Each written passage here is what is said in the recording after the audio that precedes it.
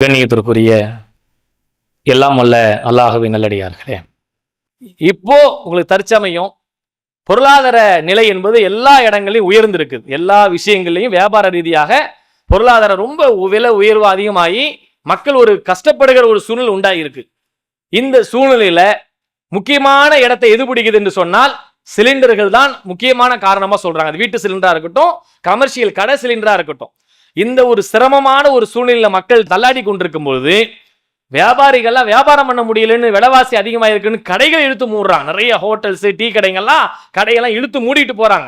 அப்படிப்பட்ட ஒரு சூழ்நிலையில ஒரு நெருக்கடியாக இருக்கிற நேரத்தில் இன்னைக்கு சிலிண்டருடைய விலை, கமர்ஷியல் சிலிண்டருடைய விலை 1000 ரூபாய் ஏற்றிருக்காங்க. 993 ரூபாய் கமர்ஷியல் சிலிண்டருடைய விலையை கவர்மெண்ட் ஏற்றிருக்கான் என்றால் இவர்கள் மக்கள் மீது அக்கறை கொண்டவங்களே கிடையாது.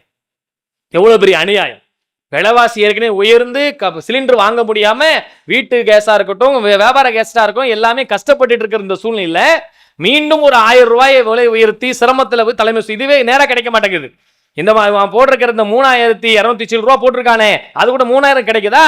6000, 7000, 8000 கொடுத்து வாங்குறாங்க கமர்ஷியல் சிலிண்டர். வீட்டு சிலிண்டரே 3000 கொடுத்து வாங்கக்கூடிய ஒரு சூழ்நிலை கிடைக்குது. அந்த மாதிரி விலையெல்லாம் பிளாக்ல வித்து அதிகமான விலை உயர்ந்திருக்கும் போது மீண்டும் ஒரு 1000 ரூபாய் ஏத்திருக்கான்னு சொன்னால் மக்கள் மீது அக்கறையற்ற, மக்கள் மீது, நாட்டு மீது கவலையற்ற ஒரு அரசாங்கம் தான் மத்திய அரசாங்கம் உட்கார்ந்து இருக்குது என்பதை புரிந்து இன்னும் நாட்டு மக்கள் இவர்களுக்கு பாடத்தையும் படிப்பினை கொடுப்பார்கள்.